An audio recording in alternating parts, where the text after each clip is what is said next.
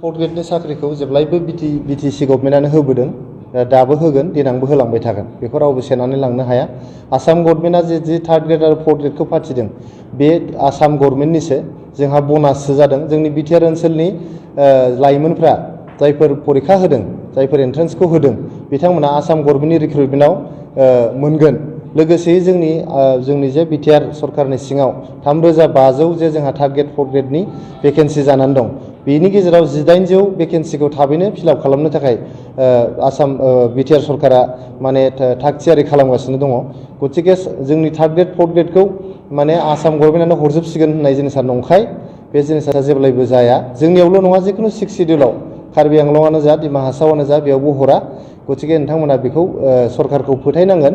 थाबैनो जेब्लानाखि जोंनि सरकारनिफ्राय एडभार्टाइजमेन्टआ ओंखारगोन, होमब्ला नोंसोरो मिथिगोन जे जायफोर मानसिफ्रा दा बान्सावदों बिथांमोना लाजिनांगोन। जे जोंनि बिटिआर सरकारनि सायाव मोनसे एलिगेसन लाबोदों, जोंनि बिटिआरनि चिफ सार बिथांनि सायाव मोनसे एलिगेसन लाबोदों जे जोंनि जे ट्राइबेल बेल्ट एन्ड ब्लक बा जोंनि 6 सिडिउलफोरखौहाय गुबुनारि हाबफैनायनि बा गुबुनारिखौ होखारनो हायाखिसै, जायफोर हाबसननानै थाफैनाय बिथांमोनखौ होखारनो हायाखिसै होननानै मोनसे एलिगेसन लाबोदों।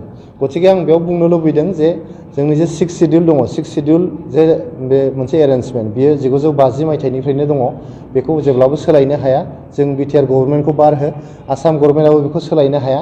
बेनि रुल्स रेगुलेसन्सफ्रा कनस्टिटिउसनेल एमेन्डमेन्ट, पार्लियामेन्टआव एमेन्डमेन्ट खालामबासो बे जिनिसखौ सोलायनो हागोन।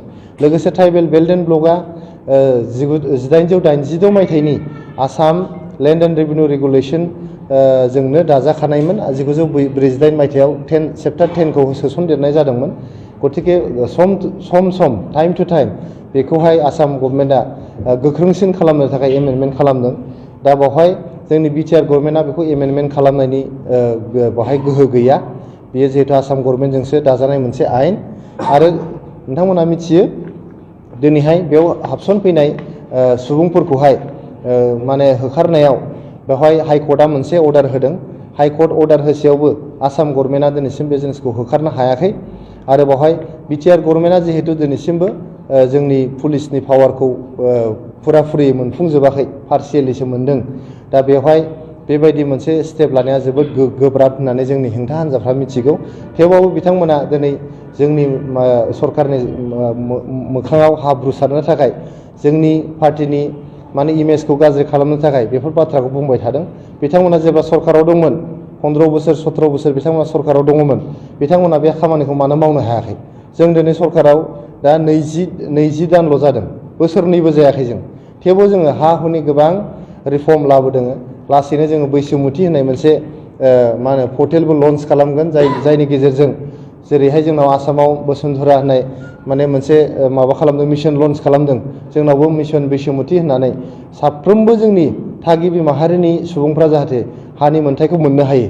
लोगोसे थागिबि नङै जायफोर जेनुइन जोंनि भारतनि नोगोरारि मानसिफोर दङ, जोंजों लोगोसे रायजो जाफानाय, ट्राइबेलफोरजों लोगोसे रायजो जाफानाय, बिथांमोनाबो जाहाथे गावसिनि हानि मोन्थायखौ मोनो। बिनि थाखायनो बे मिशन बैसोमुथिखौ थाबैनो जोंनि बिटिआर गभर्नमेन्टनिफ्राय लन्च खालामनाय जागोन। गतिके दिनै बिथांमोना जानला मोनलायै बुंबाय थादों।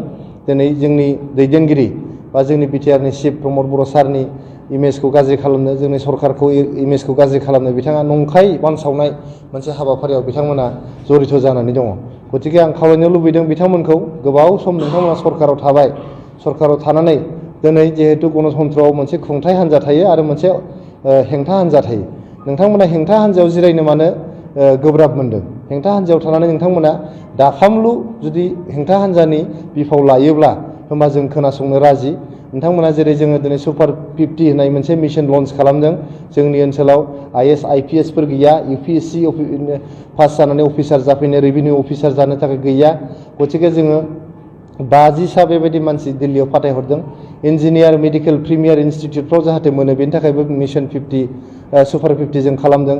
लोगोसेयैहाय जोंहा अनसाय बिथांखि, जोंनि फिसा फिसा फालांगि खालामनाय आइजोफोर बा सोरबा फिसाय गैजायै आइजोफोर, गरिब आइजोफोरखौ जोङो हेफाजाब होनो थाखाय जोङो अनसाय बिथांखि 5,000 खरि जोङो दिनै रानना होदों।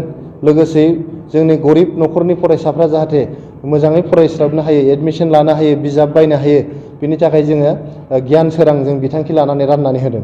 सिगांनि मुसारि राननाय, कम्बल राननाय, खुन्दुं राननाय, बे राजखान्थिखौ फोजोबनानै बा जोङो जाख्ल'नायनि राजखान्थिखौ फोजोबनानै मोनसे गोजोन गोग्गो खुंथाइ जों लाबोनो थाखाय गायसननो थाखाय जों नाजादों।